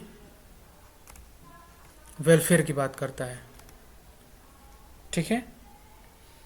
तो ये सारी चीज़ें आपको फिर बतानी रहेंगी कि डिफरेंट डिफरेंट जो आर्टिकल्स हो गए, जैसे कि आपका आर्टिकल 39 हो गया, ठीक है, जो कि equal pay for equal work की बात करता है कि जो भी मेन एंड वुमेन है उनको इक्वल पे दिया जाएगा अगर वो सेम काम कर रहे हैं, ठीक, कर रहे हैं तो कर रहे हैं, ठीक है। देन जो हमारा आर्टिकल 45 है वो फ्री एंड कंपलसरी एजुकेशन की बात करता है। आर्टिकल 44 है ये जो यूनिफॉर्म सिविल कोड की बात करता है, जिसमें जो कॉमन लॉ है जो सभी पे अप्लाई होंगे, जैसे कि मैरिज के हो गए, डाइवोर्स को हो गया, ठीक है। ये आपका कंप्लीटली किस में कवर्ड है, आर्टिकल 44 में है। आर्टिकल 48 है जो कि प्रोटेक्शन ऑफ इन्वायरमेंट की बात करता है, जिसमें आपका फॉरेस्ट हो गया, वाइल्ड लाइफ हो गया, नेचुरल रिसोर्सेज जिसमें हो गया आपका लेक हो गया, ठीक है, आपका ओशियंस हो गया, माउंटेन हो गया, इनको प्रोटेक्शन की पूरी कंप्लीटली बात करता है, ठीक है। अब जैसे जब इस एक्ट में जब आपके इमरजेंसी का जब पीरियड लगता है तब सस्पेंशन की बात आती है, तो जो फंडामेंटल राइट हैं, ठीक है, वो कम्प्लीटली आपके सस्पेंड हो जाते हैं। आर्टिकल 19 जो आपका आर्टिकल 20 है और 21 है, इनको छोड़कर सभी आर्टिकल जो रहेंगे वो जो राइट्स रहेंगे वो सस्पेंड हो जाएंगे, ठीक है। और जो डीपीएसपी का ऐसा कोई भी पार्ट कंफर्म नहीं किया गया कॉन्स्टिट्यूशन में कि वो कौन सा सस्पेंडेड रहेगा, ठीक है।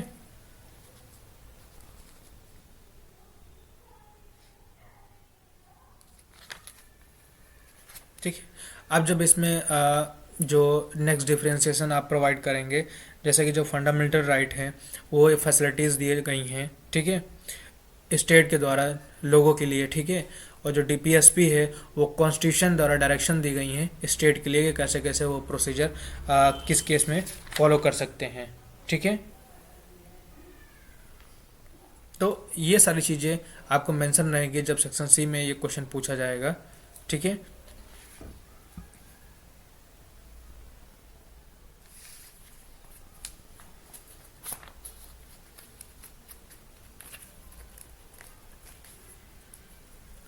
चलिए, राइट टू एजुकेशन जैसे हमने बात कर ही लिया है, जो आर्टिकल 48 ए है और जो आर्टिकल 21 ए में भी कम्प्लीटली जो बात किया गया है एजुकेशन के बारे में।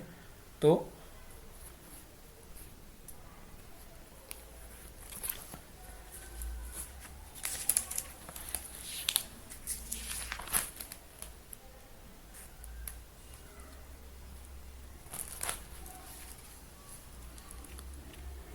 नेक्स्ट क्वेश्चन की बात करते हैं।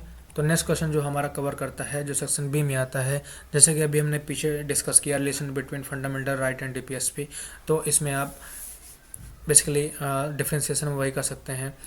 या तो आप पहले फंडामेंटल राइट को जो कम्प्लीटली हैं 14 से लेकर 35 तक वो बता दीजिए। डीपीएसपी में जो आपके इम्पोर्टेंट हो गए, जैसे आर्टिकल 39 हो गया, आर्टिकल 45 हो गया, आपका आर्टिकल 48 हो गया, ठीक है, आर्टिकल 48 हो गया, और जो आपका आर्टिकल 44 है यूनिफॉर्म सिविल कोड है, ये कुछ बेसिक आर्टिकल हैं जिनको आप मेंशन करके डिफ्रेंशिएट कर सकते हैं। और फिर ये रहेगा कि जो फंडामेंटल राइट है वो कोर्ट के द्वारा क्या है, इन्फोर्सिबल है, ठीक है, और डीपीएसपी क्या है, नॉन इन्फोर्सिबल है।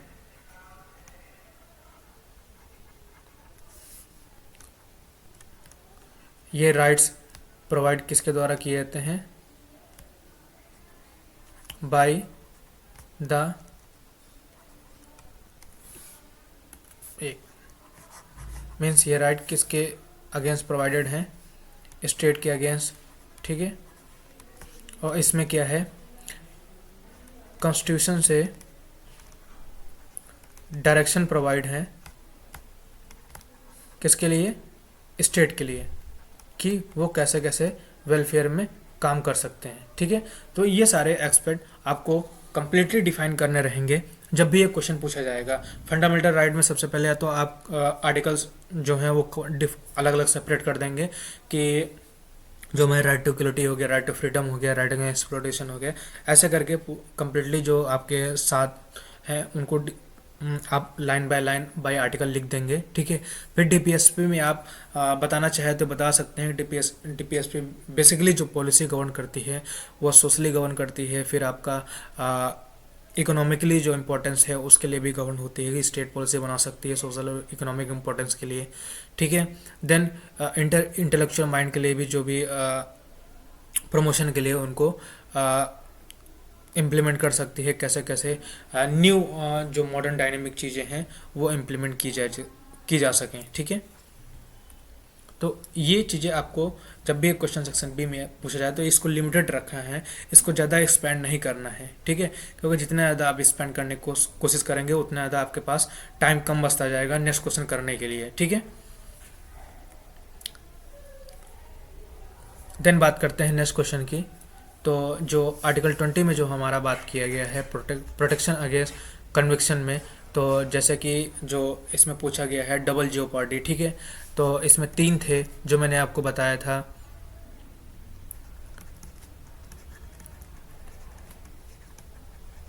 एक आपका एक्स पोस्ट फैक्टो लॉ था, ठीक है। दूसरा आपका था डबल जियोपार्डी था, ठीक है। तीसरा जो आपका था सेल्फ इंक्रिमिनेशन का था।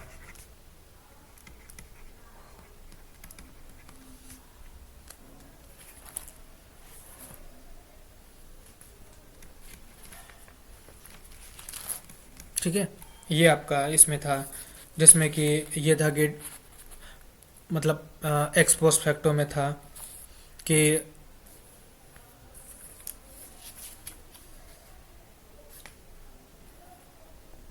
जो भी पुरानी पनिशमेंट है, ठीक है, जो पुरानी पनिशमेंट रहेगी वही पर्सन को दी जाएगी। अगर बाद में लॉ कोई इम्प्लीमेंट होता है या कोई मॉडिफिकेशन लॉ में होता है तो उसके अंतर्गत उसको सज़ा नहीं मिलेगी। किसके द्वारा मिलेगी?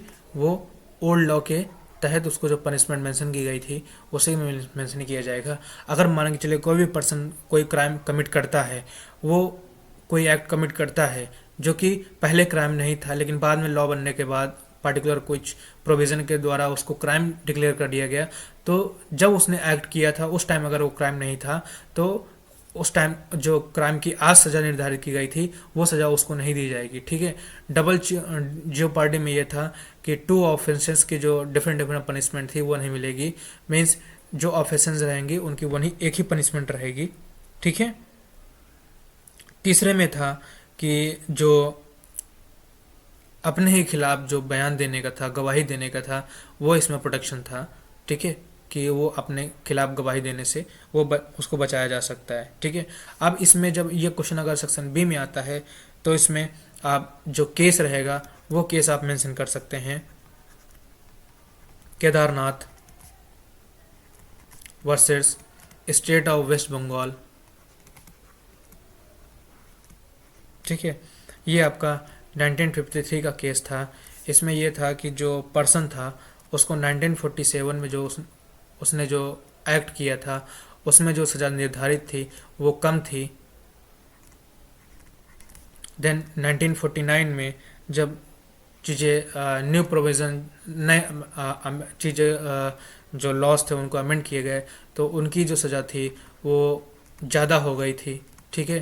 तो ये बात हुई कि जो जो पहले सज़ा निर्धारित थी उसे की भी आप पे उस पर्सन को सज़ा दी जाएगी, ठीक है। नेक्स्ट केस की बात करते हैं, मकबूल Hussain versus state of Bombay, ठीक है। ये आपका 1953 का केस था, ठीक है। इसमें यह था कि एयरपोर्ट अथॉरिटी ने गोल्ड सीज किया था, ठीक है, एयरपोर्ट पर। तब उसमें यह था कि डबल जियोपार्डी का जो दो ऑफेंस थे उनकी एक पनिशमेंट निर्धारित करने का था। तो इसमें ये बेनिफिट पर्सन ने क्लेम किया था कि एक ही जो ऑफेंस है वो मिलना चाहिए, ठीक है। तो इसमें जो एयरपोर्ट अथॉरिटी के जो अलग जो उनका जो लीगल डिपार्टमेंट होता है उसके तहत इनको सज़ा थी। फिर जो गोल्ड सीज का जो इलीगल का तो था वो उस पर फिर सज़ा निर्धारित हुई थी, ठीक है। तो ये केस लॉज हैं जो कि आप मेंशन कर सकते हैं अपने इस क्वेश्चन में। ठीक है, नेक्स्ट क्वेश्चन की जब हम बात करते हैं तो नेचर ऑफ कॉन्स्टिट्यूशन जो हमने सी सेक्शन में भी कवर किया था कि क्या क्या चीज़ें आपको डिफाइन करनी रहेंगी, तो ये उसी तरीके से आपको पूरा बतानी रहेंगी। फेडरल में जो स्ट्रक्चर है वो क्या क्या है कि हमारा रिटर्न होना चाहिए, सुप्रीमेसी ऑफ कॉन्स्टिट्यूशन होना चाहिए। ठीक है, देन जो कोर्ट्स का रोल क्या है वो होना चाहिए, सेपरेशन ऑफ पावर होनी चाहिए ताकि कोई भी एक बॉडी दूसरी बॉडी से कंफर्म ना कर सके। ठीक है, यूनिटरी में क्या होता है, कुछ लिमिटेड पावर होती हैं स्टेट की, नहीं तो जो भी पावर होती हैं वो सेंट्रल गवर्नमेंट के पास होती हैं, चाहे वो इमरजेंसी का प्रोविज़न हो गया, ठीक है, चाहे वो अपॉइंटमेंट की बात हो गई।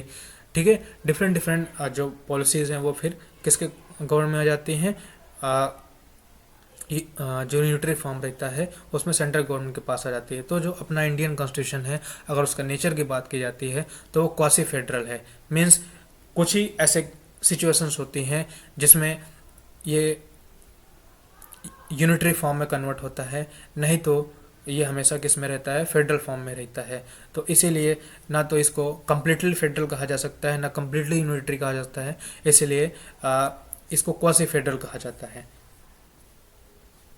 क्योंकि अपनी परिस्थिति के हिसाब से चीज़ें चेंज हो सकती हैं। ठीक है, देन जो नेक्स्ट हमारा है जो माइनॉरिटी का राइट्स हो गया आपका, जो आर्टिकल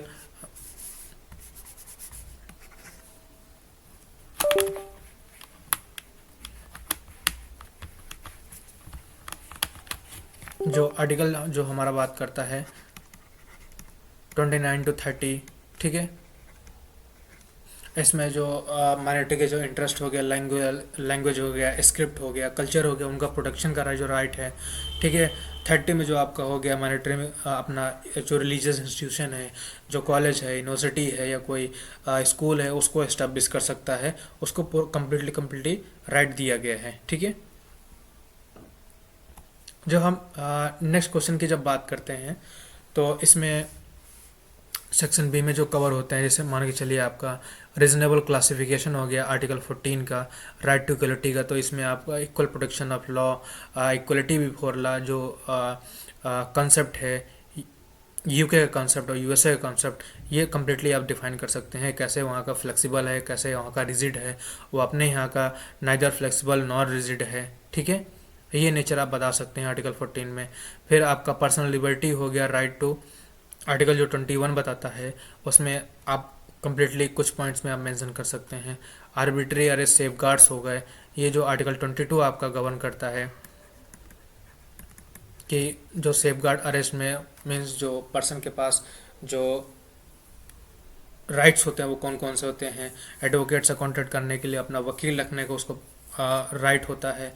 फिर जो पुलिस के पास जो ऑर्डर्स होते हैं कि 24 आवर के विद इन जो जुडिशियल मजिस्ट्रेट है उसके सामने उसको पेश किया जाए। ठीक है, तो restriction of freedom of speech हो गया, जो मैंने आपको बताया था कि सिक्योरिटी ऑफ स्टेट हो गया आपका। ठीक है, इस क्वेश्चन को मैंने आपको बताया था, जैसे सिक्योरिटी ऑफ स्टेट हो गया। ठीक है, डिफेमेशन हो गया, किसी पर्सन की रिस्पेक्ट या इंटीग्रिटी पे कोई सवाल करता है तो वो हो गया। ठीक है, देन कंटेम्प्ट ऑफ कोर्ट हो गया। ठीक है, अगर कोर्ट क्या मना करता है तो उस केस में रेस्ट्रिक्शंस हैं उसके। ठीक है, देन इसमें आपका आ जाता है जो पब्लिक ऑर्डर है, अगर उसको कोई नहीं मानता है या कोई पब्लिक ऑर्डर रिलीज़ हुआ है अथॉरिटी द्वारा कि यहाँ पर ऐसी चीज़ों का यहाँ पर स्पेस नहीं दे सकते, तो वो आपको इम्प्लीमेंट करनी रहेंगी। ठीक है, देन अगर स्टेट के फ्रेंडली रिलेशन की बात आती है, अगर ऐसे कोई एक्ट से उन पे इफ़ेक्ट पड़ रहा है तो वहाँ पर रेस्ट्रिक्शन इम्पोज की जा सकती है। ठीक है,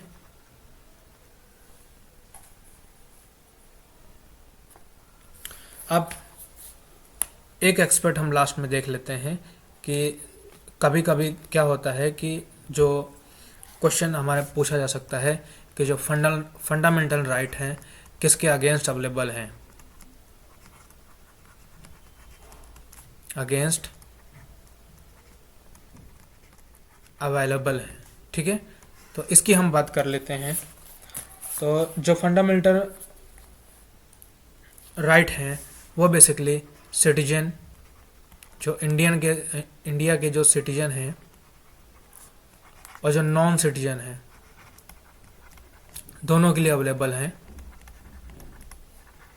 ठीक है, जो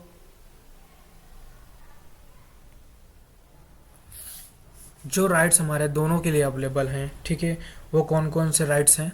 जैसे आपका आर्टिकल 14 हो गया, ठीक है, 20 हो गया, 21 हो गया, 21A हो गया आपका, 22 हो गया, 23 हो गया, 24 हो गया, 25 है, 26 है, 27 है, 28 है। ठीक है, ये जो राइट्स हैं ये किसके लिए अवेलेबल हैं? सिटीजन और नॉन सिटीजन्स के लिए अवेलेबल हैं फंडामेंटल राइट्स। अब हम बात कर लेते हैं कि जो फंडामेंटल राइट जो ओनली सिटीजन के लिए अवेलेबल है, इंडियन सिटीजन के लिए अवेलेबल हैं, वो कौन कौन से आर्टिकल आपके अवेलेबल हैं।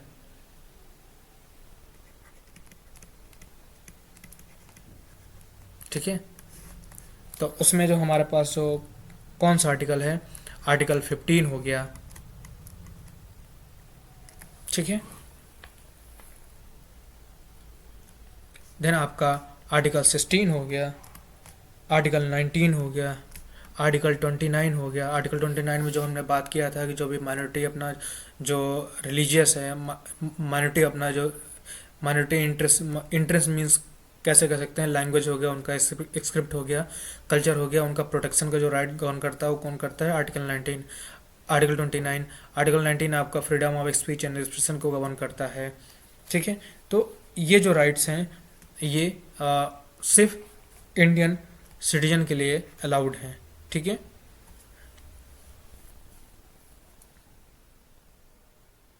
ठीक है, और जो भी ये फंडामेंटल राइट है मीन्स किसके अगेंस्ट अवेलेबल हैं, तो याद रखिएगा ये सबसे इम्पोर्टेंट है कि ये स्टेट के अगेंस्ट अवेलेबल हैं। ठीक है,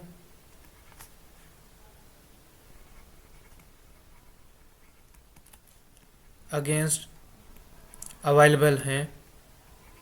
ठीक है, इंडिविजुअल के अगेंस्ट ये अवेलेबल नहीं है।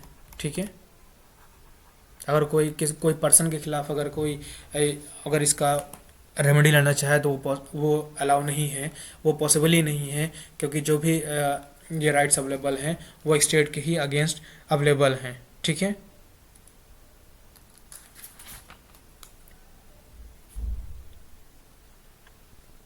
अब एक एक्सपर्ट की अगर हम और बात करें, जैसे कि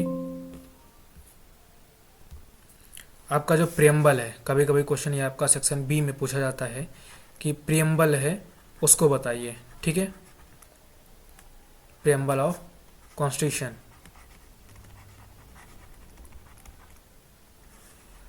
ठीक है, प्रियम्बल जब ये क्वेश्चन आपका आता है कि जो कॉन्स्टिट्यूशन का जो प्रियम्बल है उसको आपको बताना है,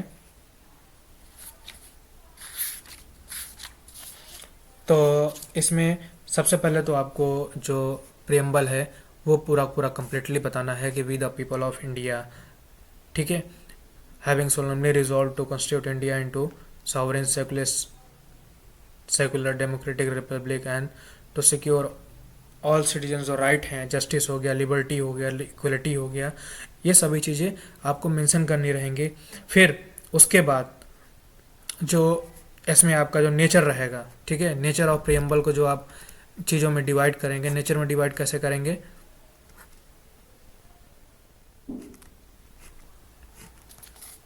जैसे नेचर हो गया आपका सॉवरेन के बारे में आप फिर आपको डिफाइन कर सकते हैं। ठीक है, सोशलिस्ट कैसा होना चाहिए, ठीक है, सोशल नेचर आपको डिफाइन कर सकते हैं। ठीक है, डेमोक्रेटिक हो गया,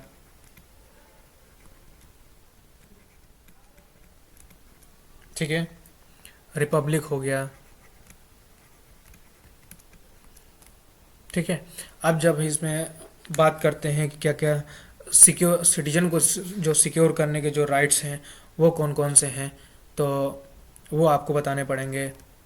जस्टिस हो गया, ठीक है, जस्टिस में आपका कैसा हो गया, आपका इकोनॉमिक हो गया, सोशल हो गया, पॉलिटिकल हो गया। ठीक है, देन लिबर्टी हो गया आपका, देन आपका इक्वलिटी हो गया, देन फ्रेटर्निटी हो गया आपका। ठीक है, तो ये आपको बाकायदा हर चीज़ आपको मेंशन करनी पड़ेगी कि कैसे कैसे चीज़ें इसमें आपको एक्सप्लेन करनी है। आप जस्टिस को इसमें आप ब्रेक डाउन कर सकते हैं सोशल, इकोनॉमिक, पॉलिटिकल में। ठीक है, और लिबर्टी को आप ब्रेक डाउन कर सकते हैं, थॉट हो गया, एक्सप्रेशन हो गया, बिलीफ हो गया, फेथ हो गया, एंड जो उनकी आस्था है, वर्शिप है, उस पर लिबर्टी है। ठीक है, इक्वलिटी आप कैसे गवर्न कर सकते हैं, स्टेटस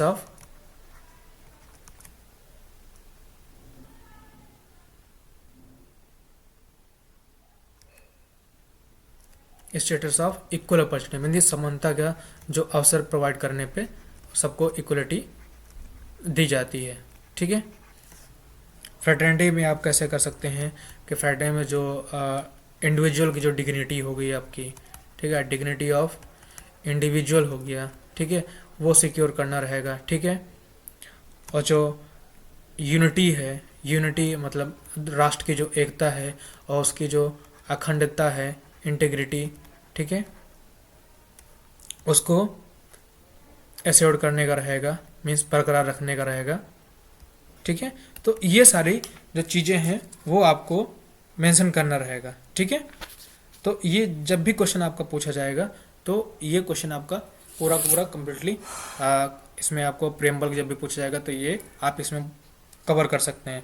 अगर कोई केस देखना हुआ, ठीक है, तो इसमें केस जो आपका रहेगा, बेरुबारी केस हो गया, ठीक है, बेरुबारी केस हो गया, केशवानंद भारती केस हो गया,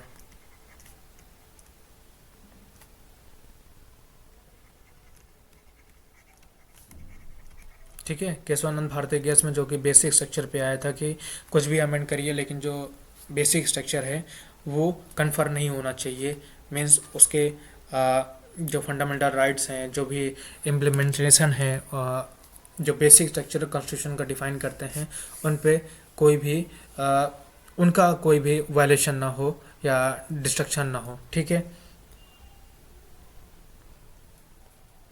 तो यहाँ तक जो हमारे सारे सवाल थे जो कॉन्स्टिट्यूशन के पार्ट फर्स्ट के थे, constitution law of India part first जो सिलेबस कवर करता है यूनिवर्सिटीज़ में, जो सिलेबस जो बेसिकली चौधरी चरण सिंह यूनिवर्सिटी के एफिलिएटेड कॉलेज में जो फॉलो हो रहा है उसका कम्प्लीटली ब्रेकडाउन हमने पूरा का पूरा देख लिया है।